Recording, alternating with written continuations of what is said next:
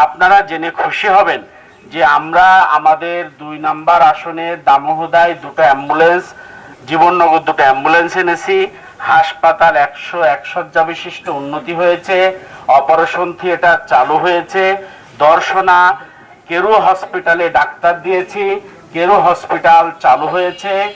এভাবে আমরা চিকিৎসা ব্যবস্থার এই কার্যক্রমগুলো শুরু করেছি। আপনারা জেনে খুশি হবেন প্রত্যেকটা ইউনিয়নে 8 বিঘা করে জমির উপরে একটা খেলার মাঠ নির্মাণের জন্য প্রস্তাবনা পাশ হয়েছে। এটা কার্যকর খুব দ্রুত শুরু হবে, এই কাজও চলমান থাকবে। এরপরে চুয়াডাঙ্গা থেকে হাসাদা পর্যন্ত রাস্তা বর্ধিতকরণ হয়েছে, 34 ফিট রাস্তা এখন থেকে হবে হাইওয়েটা, এই রাস্তাও শুরু হবে। এইগুলো সব প্রজেক্টের ভিতরে দিতে হয়, এরপরে কার্যক্রম পাশ হয়।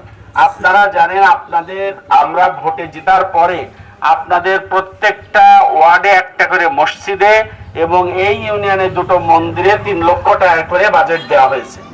আপনাদের গোবরগাড়ি থেকে তেঘড়ি পর্যন্ত রাস্তার তিতুদা পর্যন্ত যে রাস্তা, এই রাস্তাটা পিচকরণের জন্য দেওয়া হয়েছে।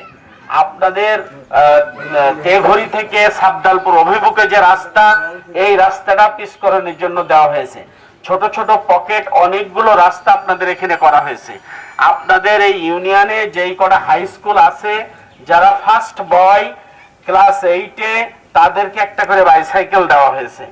এভাবে প্রত্যেকটা জিনিস আমরা ইনসাফের সাথে করতে চাই, সততার সাথে করতে চাই।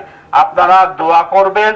আপনাদের যেই জায়গায় ভাঙা চুরো আছে এগুলো আমার জানা আছে, আমি আসমান থেকে আসিনি, জমিন থেকে উঠিনি। সুতরাং সময় দেবেন, সময়ের ভিতরে কাজগুলো হয়ে যাবে ইনশাআল্লাহ।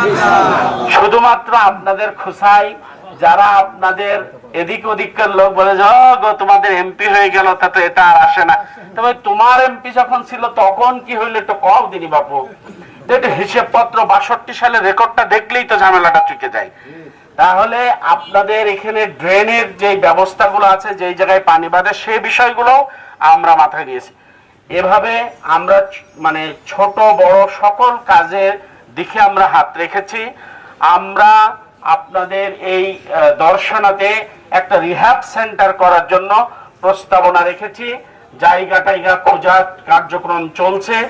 স্কুল যেগুলো বিল্ডিং এখনো হয়নি, সকল বিল্ডিং স্কুলগুলো আমরা প্রপোজালে দিয়েছি, পর্যায়ক্রমে এগুলো হবে ইনশাল্লাহ। এভাবে আমরা আমাদের কার্যক্রমগুলো এগিয়ে নিয়ে যেতে চাই।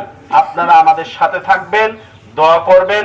এই কাজের মাধ্যমেই মানুষের কল্যাণের জন্য আমরা কাজ করতে চাই, আল্লাহর সন্তুষ্টির জন্য আমরা কাজ করতে চাই। আপনারা সবাই ভালো থাকবেন। আল্লাহ হাফেজ।